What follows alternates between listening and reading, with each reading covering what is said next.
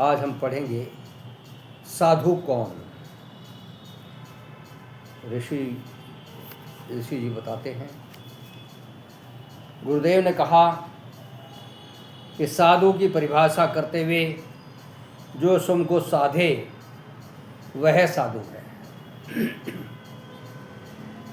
वे सदैव इस बात पर जोर देते हैं कि साधु सदैव अपनी मर्यादा का विशेष ध्यान देते हुए उसका रक्षण प्रत्येक स्थिति में करे, क्योंकि यदि साधु अपनी मर्यादा से नीचे गिर जाता है तो संपूर्ण परंपरा के ऊपर एक गहरा आघात होता है। जब उनकी इस बात पर हम मनन करते हैं तो वे पाते हैं कि साधु को अपनी मर्यादा को लेकर कितना अधिक सजग रहना चाहिए। वे प्रवचनों के बीच हुंकार भरते हुए कहते हैं कि साधु सावधान। साधु सन्यासी के लिए यह बहुत बड़ी चेतावनी है कि उन्हें उनके साधुता के रक्षण एवं उनके कर्तव्य कर्मों की और सतत प्रेरित करते रहती है। इसलिए साधु को चाहिए कि वह किसी भी कीमत पर अपनी साधुता का रक्षण करे, उसका संवर्धन करे, क्योंकि साधुता अनेक जन्मों की पुण्याई फलस्वरूप मिलती है। यदि इसका क्षरण हुआ तो कोई भी मार्ग नहीं है वह इसी जन्म में दोबारा मिल जाए। जो निष्कामता एवं प्रार्थना पूर्वक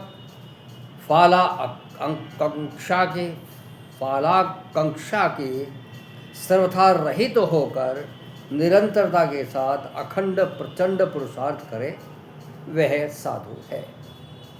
जो अदभ्य से संसार का उपकार करे और निःश्रेयस से आत्म साक्षात्कार की यात्रा करे वह साधु है।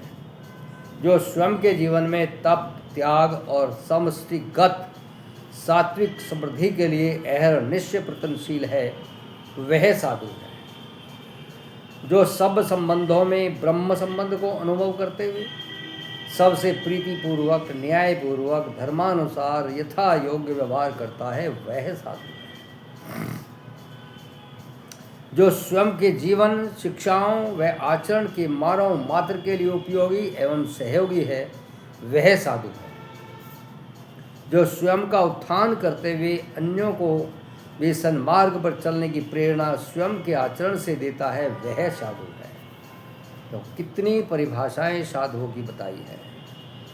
संन्यास जीवन की सबसे ऊंची स्थिति है कि एक ऐसी स्थिति जहां तुम केवल एक परमेश्वर से सर्वात्मना जुड़ सकते हो। एक ऐसा आलंबन जिसके साथ तुम पूरी तरह बंध सकते हो और अपार सृजन के भंडार लगा सकते हो। यह एक जुड़ाव आलंबन सदा सदा के लिए है। इस संबंध में एक बार जुड़ने के बाद फिर कभी कोई अलगाव नहीं है। जीवन में फिर कोई विवाद नहीं है। यह संबंध सब ओर से खुशी उत्साह निर्भयता और आनंद को देने वाला है। यह संबंध संन्यास के साथ ही निर्मित हो जाता है।